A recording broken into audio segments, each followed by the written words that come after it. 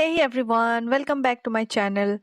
और आज हम लोग एक छोटे से टॉपिक पढ़ने वाले हैं। टॉपिक भी नहीं, मैं आपको कुछ फैक्टर्स है उसके बारे में बताने वाली हूँ। और ये आपको तब मिलती है जब आप मॉलिक्यूलर बायोलॉजी पढ़ते हैं।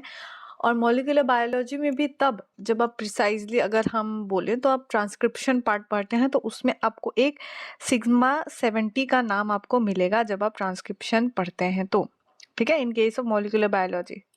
ओके, सो ये सिग्मा 70 के बारे में बताते हैं कि ये सिग्मा 70 क्या है, और इसके बहुत सारे भाई बहन हैं, उन सब के बारे में बताएंगे पूरे वीडियो में।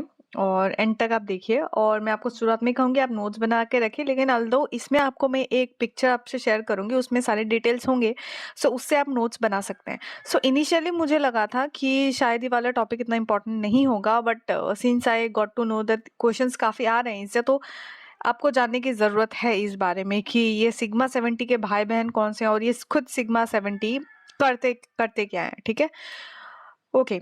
सो ज़्यादा टाइम वेस्ट नहीं करेंगे, स्टार्ट करते हैं। सो जब हम ट्रांसक्रिप्शन पढ़ते हैं, मैं आपको बता देती हूँ कि जब हम ट्रांसक्रिप्शन पढ़ते हैं ऐसे करके कुछ होता है। ठीक है, यहाँ रेप्लिकेशन हो रहा होता है यहाँ पे, एंड देन यहाँ पे कुछ mRNA सिंथेसिस होती है जो डीएनए को एज ए टेम्पलेट यूज करती है। ठीक है, सो ऐसे करके कुछ होती है, ये ट्रांसक्रिप्शन होती है, राइट।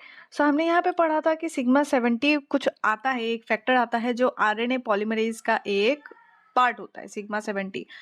Okay, sigma factor. तो इसी के और भी पार्ट्स होते हैं आरएनए पॉलीमरेज के, अल्फा, अल्फा 2, फिर बीटा, बीटा डैश बीटा, फिर उसके बाद ओमेगा, ये सारे पार्ट्स होते हैं आरएनए पॉलीमरेज के। सिग्मा 70 ये सारे पार्ट्स होते हैं आरएनए पॉलीमरेज के, ये सारे। ठीक है, सो इसमें से ये सब तो ठीक है, ये सबको हम इतना भाव नहीं देते हैं। ठीक है, उनका रोल है, इनके जीन्स क्या क्या, इनका अपना अपना रोल है, लेकिन सबसे ज्यादा हमें क्वेश्चन जब भी पूछा जाता है ना, इनके बारे में नहीं पूछा जाता, हमें सिग्मा 70 के बारे में पूछा जाता है। और अभी तो ऐसा हो गया है कि इससे रिलेटेड ही हमें भाई बहन, इसके भाई बहनों के बारे में पूछा गया है। और इकोलाई में जब हम बात करते हैं इकोलाई की बात, वो प्रोकैरियोट में पड़ता है और उसी में प्रेजेंट होता है कुछ सिग्मा फैक्टर्स। सो उसी सिग्मा फैक्टर्स के बारे में बात करेंगे। सो इकोलाई में टोटल 7 सिग्मा फैक्टर्स होते हैं, और कुछ इसमें एंटी सिग्मा फैक्टर्स भी होते हैं। लेकिन हमें क्वेश्चन सिर्फ सिग्मा फैक्टर पे ही अब तक पूछा गया है, इतना डेप्थ में एंटी सिग्मा पे नहीं पूछा गया, तो हम सिग्मा फैक्टर्स पे ध्यान देंगे।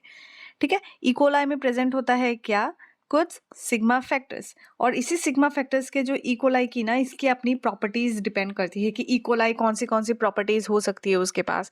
जैसे कि अगर मुझसे पूछा जाए कि मेरी कौन सी प्रॉपर्टी है, तो मैं बोलूँगी कि मैं सुबह जल्दी उठ जाती हूँ, मैं रात को लेट सोती हूँ, ऐसे ऐसे कुछ कुछ प्रॉपर्टीज होती है ना। वो कौन चीज़ है, वो कौन से फैक्टर्स होते हैं जो ये इन चीज़ों को रेगुलेट कर रही है, मेरी प्रॉपर्टीज को रेगुलेट कर रही है, वे उन्हीं को हम कहते हैं इन case of E coli sigma factors. तो इकोलाई के कुछ प्रॉपर्टीज होते हैं और वो रेगुलेट करती है सिग्मा फैक्टर्स। सो मैंने अभी कहा आपको इकोलाई के टोटल 7 सिग्मा फैक्टर्स होते हैं, राइट। 7 सिग्मा फैक्टर्स होते हैं। सो उन्हीं 7 सिग्मा फैक्टर्स को मैं अभी आपको यहाँ पे एक्सप्लेन करती हूँ।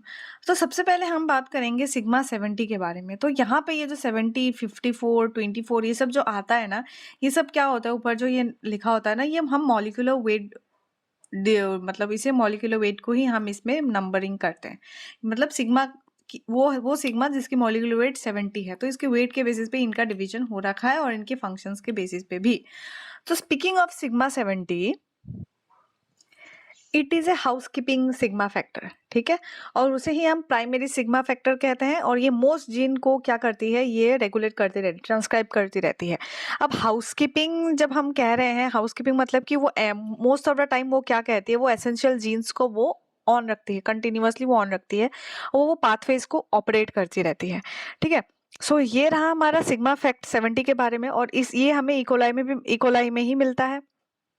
ठीक है, और ये हमें तब भी मिलता है जब आरएनए पॉलीमरेज की, जब हम एफिनिटी को चेक करते हैं ना, कि RNA polymerase correctly DNA template, DNA strand पे अच्छे से जो रीजन ट्रांसक्राइब होने हैं उसका, जहाँ पे उसे प्रिसाइजली बाइंड करना है आरएनए पॉलीमरेज को, उसे भी वो देखता है। सिग्मा 70 जो है ये मेक श्योर करता है कि आरएनए जो पॉलीमरेज है ना, वो अच्छी तरह से प्रिसाइजली बाइंड हो गया है डीएनए टेम्पलेट के साथ। ठीक है, सो इसे हम कहते हैं सिग्मा 70। और आपको यहाँ पे इस पिक में आपको क्लियरली दिख रहा होगा कि इसमें मैंने सिग्मा 70 से रिलेटेड आपको कुछ इन्फॉर्मेशन दी गई है। तो इसी सिग्मा फैक्टर 70 के बारे में आप नोट्स बना के लिख सकते हैं, बट ऑल्दो इतना ज़्यादा इसमें काफ़ी ज़्यादा इन्फॉर्मेशन है, लेकिन इतना इन्फॉर्मेशन हमें ज़रूरत नहीं है।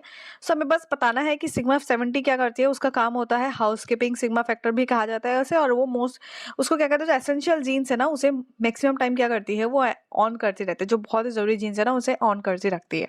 ठीक है, तो ये रहा सिग्मा 70 का रूल। अब सिग्मा 70 होने के बाद हम आते हैं दूसरा जो सिग्मा 19 फैक्टर होता है, उसे FeCl भी कहते हैं। ठीक है, तो FeC का मतलब होता है फेरिक साइट्रेट, और उसके बाद इसका नोमेनक्लेचर हो गया है इसी के बेसिस पे। सो ये क्या करता है, ये देखता है, ये रेगुलेट करता है कि आयरन ट्रांसपोर्ट प्रॉपर हो रही है कि नहीं, और आयरन का जो ट्रांसपोर्ट हो रही है उसका प्रॉपर मेटाबॉलिज्म हो रहा है कि नहीं इन केस ऑफ ई कोलाई। ठीक है, ये देखती है सिग्मा 19। अगर हम और देख तो इस पिक्चर में आपको ये भी दिखेगी कि सिग्मा 19 के बारे में और भी थोड़ा सा डिटेल्स, इसमें बहुत ज़्यादा डिटेल्स दी गई है। आपको अगर एक्स्ट्रा पढ़ना है तो आप इससे नोट्स बना सकते हैं, लेकिन मैं आपको थोड़ा सा इसका समरी टाइप का ही बता देती हूँ। जो सिग्मा 19 होती है ना, इसका मैक्सिमम रोल अगर हम तब कंसिडर करते हैं जब हम इसे लैब में इकोलाई का कल्चर करते हैं, और अगर हम उसके टेम्परेचर 25 डिग्री सेल्सियस पे स्टडी करते हैं ना, तब हमें सिग्मा 19 का उसका मैक्सिमम रोल आ जाता है। ठीक है, सो ये जो सिग्मा 19 है ना, इस सिग्मा 19 का बेसिकली रोल इतना ही होता है कि ये उन जीन्स का एक्सप्रेशन को वो रेगुलेट करता है, जो जीन्स आयरन फेरिक जो फेरिक सिट्रेट है ना उसके ट्रांसपोर्ट में वो मदद करता है उसे ही। इसीलिए हम इसको जो सिग्मा 19 है ना उसको हम फेरिक सिट्रेट ट्रांसफर के लिए ही हम उसे मतलब ज़्यादा कंसिडर करते हैं। ठीक है, सो ऐसे करके हमने देख लिया सिग्मा 19 के बारे में, और इसी सिग्मा 19 का और बहुत सारा फंक्शंस यहाँ पे लिखा हुआ है, जबकि इतना डेप्थ में नहीं पूछते हैं, लेकिन फिर भी आपको अपनी नॉलेज गेन करने के लिए बेसिक अगर स्ट्रॉन्ग और भी ज़्यादा करनी है इन्फॉर्मेशन को, तो आप क्या कर सकते हैं, इसको पढ़ सकते हैं। ये जो मैंने आपको दी है, आप इसे वीडियो को पॉज कीजिए और इस चीज़ को आप नोटिस कर लीजिए कि इसमें लिखा क्या गया है। ठीक है, सो हमने देख ली सिग्मा 19, इसका मैक्सिमम रोल क्या होता है। अभी हमने देख कि ये उस जीन को रेगुलेट करती है जो आयरन ट्रांसपोर्ट और मेटाबॉलिज्म के लिए इंपॉर्टेंट होती है। ठीक है, सो ये हो गया, हमने देखा सिग्मा 19 के बारे में। अब हम पहुंचते हैं सिग्मा 24 के बारे में। सिग्मा 24 को RPO भी कहा जाता है, और extreme heat stress response and the extracellular protein sigma factor. So ये जो सिग्मा 24 होता है ना, वो क्या करते हैं, ये इसको केपेबल बनाती है कि बहुत ज़्यादा हाई टेम्परेचर में ना ये ग्रो करे। ठीक है, सो अगर इस सिग्मा 24 को अगर हमने म्यूटेट कर दी तो क्या होगा कि ये जो इकोलाई है ना वो बहुत ही ज़्यादा हाई टेम्परेचर पे, that is above 45 degree Celsius, उस पर वो क्या करेगी, ग्रो नहीं कर सकती है। ठीक है, तो ये उसे मदद करती है बहुत ही ज़्यादा हाई टेम्परेचर में ग्रोथ करने की। और कभी कभी इसको हम अगर क्लोस्ट्रीडियम बोटुलिनम के केस में देखेंगे, अगर आप माइक्रोबायोलॉजिस्ट बिलोंग है तो आपको पता होगा कि क्लोस्ट्रीडियम बोटुलिनम क्या होती है। तो वो क्या करती है, उसको स्पोर्ट्स जब स्पोरुलेशन होता है ना, जब वो डोर्मेंट फेज में जाता है, एंड देन उसके बाद उसका जब सब कुछ फैक्टर सही रहता है, वो अपना वेजिटेटिव फेज में आ जाता है, तो उस चीज़ को ही क्या कहते हैं, क्लोस्ट्रीडियम बोटुलिनम के केस में क्या करती है, वो सिग्मा फैक्टर सिग्मा 24 स्पोरुलेशन के लिए भी नेसेसरी होती है। सो बेसिकली अगर हम कहें तो सिग्मा 24 क्या होती है, वो उसे इकोलाई को मदद करती है कि वो बहुत ज़्यादा हाई टेम्परेचर में वो क्या कर सकते हैं, वो अपने आप को ग्रो करवा सकता है। ठीक है, ये हमने देख लिया सिग्मा 24 के बारे में। अब हम देखते हैं सिग्मा 28 के बारे में, जिसमें ये कहा गया कि सिग्मा 28 को RPOF भी कहा जाता है और FLIA भी कहा जाता है। ठीक है, सो ये क्या करती है, ये flagellar synthesis and chemotaxis sigma factor भी इसको कहा जाता है। अब हम देखते हैं कि सिग्मा 28 का रोल क्या होता है। तो ये जो सिग्मा फैक्टर होती है ना, सिग्मा फैक्टर 28, उसका मेन रोल होता है कि वो क्या करते हैं, RNA पॉलीमरेज के उसी जीन्स को मतलब ट्रांसक्राइब करने के लिए उसे मतलब डायरेक्ट करता है RNA पॉलीमरेज को, जो जीन्स रिक्वायर्ड होती है फ्लैजेलर बायोसिंथेसिस, मतलब फ्लैजेला के फॉर्मेशन के बायोसिंथेसिस, और जो कीमोटेक्सिस मूवमेंट होती है ना बैक्टीरिया में, वो करने के लिए उसे मदद करती है सिग्मा 28। ठीक है, और ये सिर्फ इकोलाई में ही नहीं, हमें बेसिलस सबटिलिस, फिर साल्मोनेला और यर्सीनिया और ट्रिपोनेमा मल्टोफाइलम एंड सुडोमोनास एरोजिनोसा में भी देखने को मिलती है। और ये सारे आपने देखा ही है, यहाँ पे मैंने हाईलाइट कर दिए है। सो यहाँ पे आपको दिख जाएगा कि सिग्मा 28 का फंक्शन क्या होता है। वो फ्लैजेला बायोसिंथेसिस में वो जीन्स को ट्रांसक्राइब करवाती है जो इसके लिए इंपॉर्टेंट होती है। ठीक है, ये हमने देख लिया सिग्मा 28 के बारे में।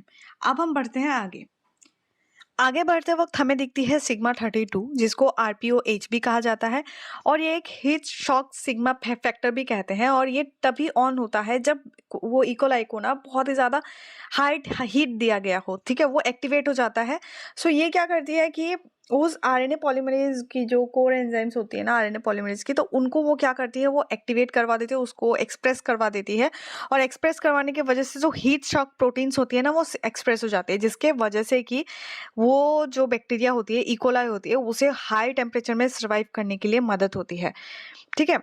सो ये होता है सिग्मा 32 के बारे में कि ये तब एक्टिवेट होती है जब थर्मल स्ट्रेस के दौरान, मतलब कि वो क्या करती है, वो एक्टिवेट हो जाती है। अगर इस पे म्यूटेट कर दिया जाए, अगर सिग्मा 32 पे अगर म्यूटेट कर दिया जाए ना, तो ये क्या करती है, वो जो एक्सट्रीम हीट टेम्परेचर होती है ना उसको वो मतलब उसको अडेप्ट नहीं कर पाएगी, उस पे वो अच्छे से अपने मतलब रिस्पॉन्स नहीं दे पाएगी, अपने सारे जो जेनेटिक और भी सारे एक्सप्रेशंस होते हैं ना जीन्स का, वो उन जीन्स का एक्सप्रेस नहीं कर पाएगी जो जीन्स उसे एक्सट्रीम टेम्परेचर में ग्रो करने में मदद करेगी, ठीक है। तो ये रहा सिग्मा 32 के बारे में कि ये उसे मदद करती है बहुत ज़्यादा हाई टेम्परेचर पे उसे ग्रो करने के लिए, ठीक है। अचानक से अगर उसे हाई टेम्परेचर मिल गई ना तो वो अपना रिस्पॉन्स शो करेगा उन जीन्स को मतलब एक्टिवेट करके एक्सप्रेस करके जो जीन्स उसे हाई टेम्परेचर पे मतलब फटाक से मतलब अचानक वाली हाई टेम्परेचर से उसे उस पे ग्रो करने के लिए उसे क्या करेगी, ग्रो भी नहीं एटलीस्ट हम कहेंगे कि उसे सर्वाइव करने के लिए उसे मदद करेगी। तो ये रहा सिग्मा 32 के बारे में जिसे हम RPOH भी कहते हैं। अब हम बढ़ते हैं सिग्मा 38 की ओर। सिग्मा 38 को RPOS भी कहा जाता है और ये वो फेज होता है ना जिसमें क्या करता कहते हैं हम इसे, जब कोई बैक्टीरिया है वो जब ग्रोथ कर रही होती है ना, देखिए इनिशियली हमने ग्रोथ फेजेस देखे हैं अपने, अगर पढ़ी है माइक्रोबायोलॉजी, अगर आपने माइक्रोबियल फिजियोलॉजी भी पढ़ी है लाइफ साइंस से रिलेटेड, तो आपको पता होगा कि जो भी बैक्टीरियाज होते हैं, जो भी माइक्रो ऑर्गेनिज्म होता है, वो कुछ ग्रोथ फेज के साइड से मतलब ग्रोथ फेज से गुजरती है। सबसे पहले वो लैग फेज में होती है एंड देन वो लॉग फेज में होती है, देन वो स्टेशनरी फेज में होती है एंड देन वो डिक्लाइन फेज में होती है। वो बैक्टीरियाज इकोलाई के बारे में हमें बात करूंगी, तो वो जो इनिशियली वो लैग फेज में होते हैं, ठीक है, उसके बाद वो लॉग फेज में जाते हैं, तो स्टार्वेशन फेज जिसमें उसे न्यूट्रिएंट्स की धीरे धीरे से कमी होने लगती है, जब वो स्टेशनरी फेज मेंटेन करती है ना, मतलब एक ना ही उसमें डेथ ज्यादा हो रही है ना ही उसमें ग्रोथ ज्यादा हो रही है, ठीक है। डेथ और ग्रोथ दोनों का परसेंटेज जो है वो इक्वल है। उस फेज में उसे मेंटेन करने के लिए सिग्मा 38 उसे मदद करती है कि जो स्टेशनरी फेज है ना उसमें उसे मेंटेन करवाती है सिग्मा 38। यह हमने देख लिया सिग्मा 38 के बारे में। अब हम बढ़ते हैं आगे, दैट इज सिग्मा 54। सिग्मा 54 को RPON भी कहा जाता है और वो नाइट्रोजन लिमिटेशन सिग्मा फैक्टर होता है। अब इसका मतलब क्या होता है, इसका मतलब क्या कहने की कोशिश कर रहा है इसमें, अब मैं बताती हूँ आपको डिटेल्स। तो सिग्मा 54 जो होता है ना वो बहुत सारी पैथोजेनिक बैक्टीरिया में ना वो मदद करती है कि नाइट्रोजन एसिमिलेशन करने में, ठीक है। और सिग्मा 54 और भी बहुत सारी चीज़ों के लिए यूजफुल होती है, जैसे मोटिलिटी होती है उसके विरुलेंस के लिए, और बायोफिल्म फॉर्मेशन में भी वो हेल्प करती है सिग्मा 54। तो सिग्मा 54 का बस प्राइमरीली मेन काम होता है, अगर क्वेश्चन में आपको दिया जाए, और इतना डेप्थ में नहीं पूछेगा, बट अगर आपको दिया जाए तो आप बस इतना बताना कि आप नाइट्रोजन एसिमिलेशन में वो मदद करती है, ठीक है, डेट इज सिग्मा 54।